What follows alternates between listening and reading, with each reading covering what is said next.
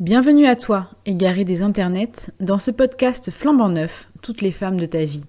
Ici, je vais te conter l'histoire de toutes ces femmes qui auraient dû entrer dans les livres d'histoire. Chaque semaine, je dresserai en moins de 6 minutes le portrait de l'une d'entre elles et nous traverserons ensemble toutes les époques et tous les continents. Ça te dit ? Alors on commence tout de suite.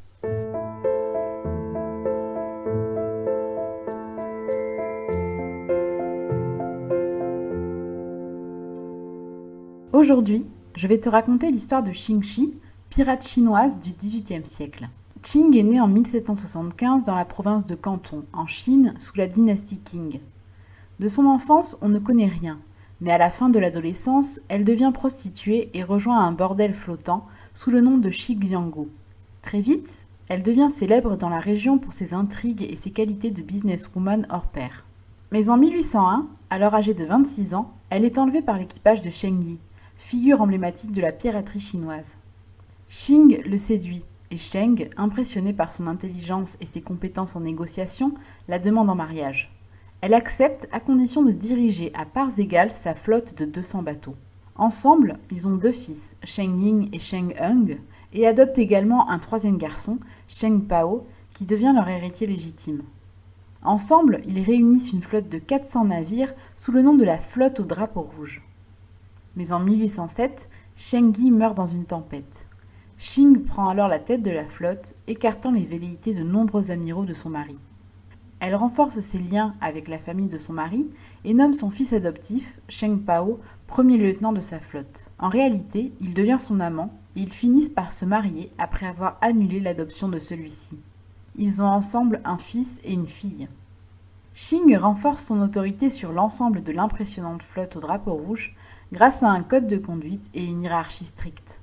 Entre autres, violer une prisonnière, dissimuler un ordre ou voler une part du butin sont passibles de peine de mort et déserter son bateau d'une oreille coupée.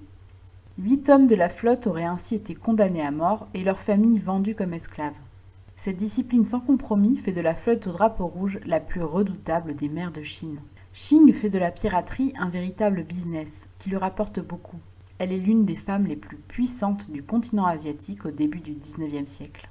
La flotte, à présent composée de 1800 navires, entame le sac de nombreux villages et pille des bateaux marchands. Le gouvernement chinois, aidé par les Portugais, passe à l'offensive en 1808. Ils envoient des bateaux suicides remplis de paille enflammée pour tenter de couler la flotte de Qing. Mais les pirates éteignent les incendies, réparent les bateaux et les ajoutent à leur propre flotte. C'est ainsi que la marine impériale a perdu une grande partie de sa flotte au profit de la pirate Qing, forçant le gouvernement à s'avouer vaincu. Les Britanniques la surnomment même la terreur des mers de Chine. Son pouvoir s'étend sur une bonne partie des côtes de la mer de Chine, où elle instaure des taxes et des impôts pour les villages qui coopèrent.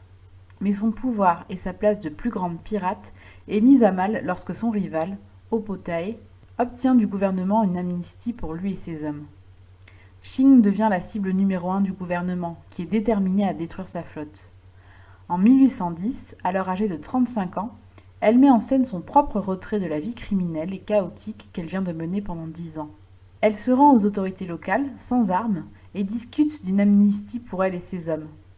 Elle parvient, en utilisant ses compétences tenaces de négociatrice des mois durant, à obtenir l'amnistie pour elle et ses 60 000 hommes. L'ensemble de ces pirates sont pardonnés pour leurs crimes, la flotte conserve ses butins et ses lieutenants et amiraux reçoivent même des propositions d'emploi au sein du gouvernement impérial. Son mari obtient un poste dans la marine impériale et meurt en 1822. Qing, de retour dans sa ville natale de Canton, ouvre son propre cercle de jeu et sa maison close, qui devient rapidement l'un des plus prestigieux établissements de la ville. Elle dirigea dans une relative sérénité et avec beaucoup de prospérité le lieu jusqu'à sa mort, en 1844, à l'âge de 69 ans, entourée de sa famille.